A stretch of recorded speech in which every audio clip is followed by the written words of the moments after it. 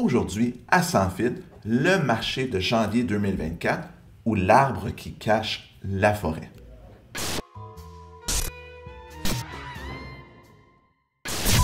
Donc, il y a pas mal plus de ventes dans le marché en 2024 qu'en 2023. On parle de hausse, dépendamment des régions, entre 10 et 20 mais je tiens à relativiser. Il faut se rappeler qu'en janvier 2023, par rapport à janvier 2022, il y avait une baisse de 35 du nombre de ventes.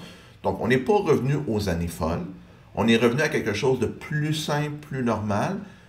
On voit de la surenchère, mais pas au même niveau qu'on voyait avant.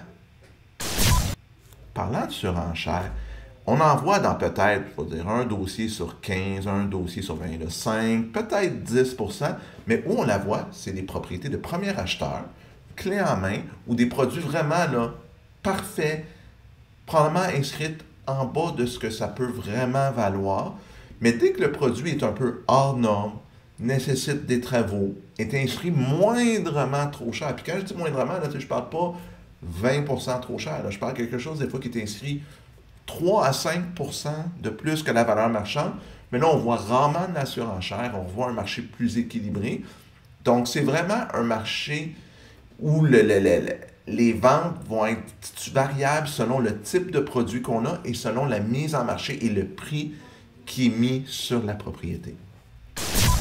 Quand je parlais de l'arbre qui cache la forêt, bien c'est oui, les ventes augmentent 10-20 c'est bien, mais ce qui augmente plus vite que les ventes, c'est l'inventaire. L'inventaire n'est pas encore rendu à un niveau équilibré, mais si on a vu les ventes augmenter de 10 à 20 selon les régions, on a vu l'inventaire augmenter de 15 à 25 Donc, il y a encore plus d'inventaire sur le marché, ce qui fait que les acheteurs ont plus de choix. C'est sûr que l'inventaire n'est pas toujours les produits parfaits.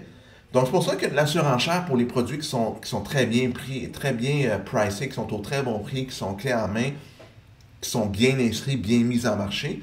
Mais on voit aussi beaucoup d'inventaires qui traînent sur le marché. Puis moi, c'est ça quand je parle de la forêt. L'arbre, c'est les ventes augmentent, il y a encore de la surenchère. Mais la forêt, c'est attention, l'inventaire sous-jacent, l'inventaire derrière, lui, continue à monter. Donc, il y en a de plus en plus d'arbres. On se concentre sur les beaux, grands sapins devant nous qui sont super beaux, mais on ne voit pas ceux qui sont un peu moins beaux ou les bouleaux derrière qui sont des arbres moins désirables, par exemple. Donc, c'est ça qu'on voit dans le marché. Ça ne veut pas dire qu'on est tombé dans un marché d'acheteurs totalement. Ça veut juste dire qu'on est vraiment rendu beaucoup plus proche d'un équilibre si on n'y est pas déjà, puis que certains produits, eux, ont de la difficulté à se vendre. Donc, ce qu'il faut surveiller en février puis dans les mois qui suivent, c'est est-ce que l'inventaire va continuer de monter? Est-ce que les acheteurs vont continuer à être au rendez-vous? Puis est-ce que ça va être synchronisé ou est-ce qu'il va y avoir beaucoup d'acheteurs ou beaucoup d'inventaires sur le marché? C'est ça qui va vraiment être le prochain indicateur de où le marché s'en va. Je ne pense pas qu'on va tomber dans un marché d'acheteurs fous à court terme, mais l'autre chose à surveiller, puis ce qui pourrait aussi faire basculer beaucoup le marché, c'est qu'est-ce que la Banque du Canada va faire avec le taux directeur. Moi, j'étais de ceux qui pensaient, puis je l'ai dit dans mon vidéo de prédiction, qu'ils vont devoir bouger rapidement sur les taux. Mais quand je lis la dernière décision de janvier, je me demande même s'ils vont bouger avant l'été finalement. On dirait qu'ils veulent vraiment laisser les taux hauts.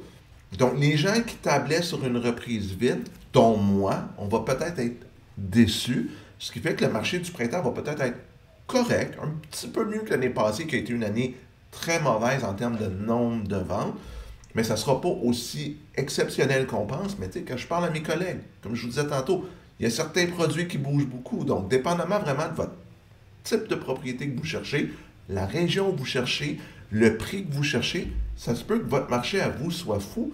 Mais si vous êtes, exemple, en Montérégie, qui est un marché que je couvre beaucoup, dans le milieu haut de gamme là, des maisons de troisième, quatrième acheteur, ça, c'est pas un marché qui va probablement bouger. Mais si vous êtes dans les propriétés de premier acheteur, là, des petits bungalows à Longueuil, en bas de 500 000, pas mal certain que vous allez avoir de la misère à trouver un beau produit qui va rester longtemps sur le marché. Donc, c'est vraiment ce que je vais surveiller au courant de février, mars, avril, voir qu'est-ce qui va se passer. Puis, je vais continuer à lire attentivement ce que la Banque du Canada va dire pour nous donner une idée où le taux d'intérêt s'en va dans les prochains mois. Êtes-vous d'accord avec les prédictions ou les prévisions que je vois pour les prochains mois, puis ce que je fais comme constatation sur le marché en janvier?